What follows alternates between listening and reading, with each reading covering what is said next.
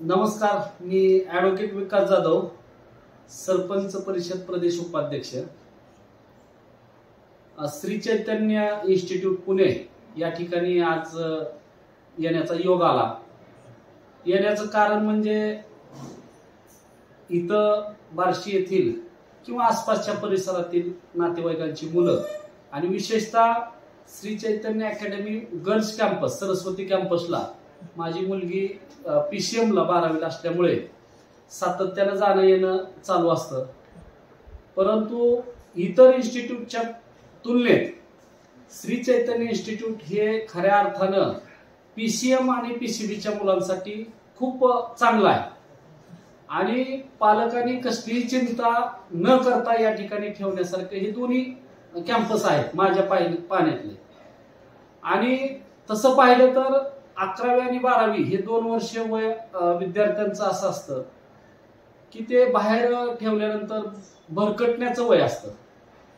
त्यामुळं या कॅम्पसमध्ये हॉस्टेल, मेस या ठिकाणी, कॉलेज या ठिकाणी आणि IIT आणि CETचा पण या ठिकाणी अभ्यासक्रम आणि PCBचं वेळ अतिशय चांगले फॅकल्टी आहेत। उत्कृष्ट त्यांचं सकाळपासून संध्याकाळचं पर्यंत शेड्यूल जर पाहिलं तर याच ठिकाणी विद्यार्थी ठेवले पाहिजेत असं माझं प्रामाणिक मत आहे। सगळ्यात महत्त्वाची गोष्ट म्हणजे आता सध्याचे विद्यार्थी आपण पाहतो की मुलाला मोबाईल दिला नाही म्हणून उडी टाकली, आत्महत्या केली, असे प्रचंड प्रकार आहेत।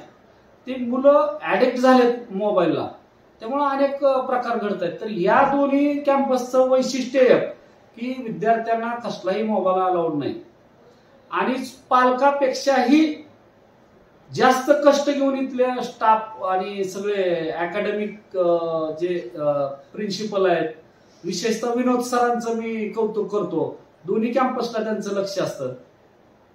छत्रपती शिवाजी कॅम्पस जे आहे इथं आतापर्यंतचा रिझल्ट पाहिला तर प्रचंड IIT मध्ये किंवा चांगल्या इंजिनिअरिंग कॉलेज किंवा शासकीय इंजिनिअरिंग कॉलेजला अनेक विद्यार्थी, शेकडो विद्यार्थी या ठिकाणाहून लागलेले आहेत।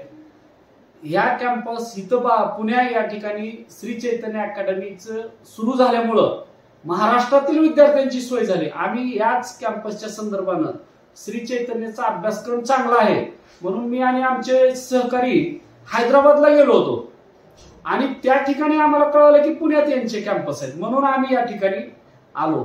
खरंच कौतुकास म्हणजे शब्दात वर्णन करता येणार नाही असे पुण्यात निवासी कॅम्पस आहेत। मी या दोन्ही कॅम्पसला शुभेच्छा देतो। धन्यवाद।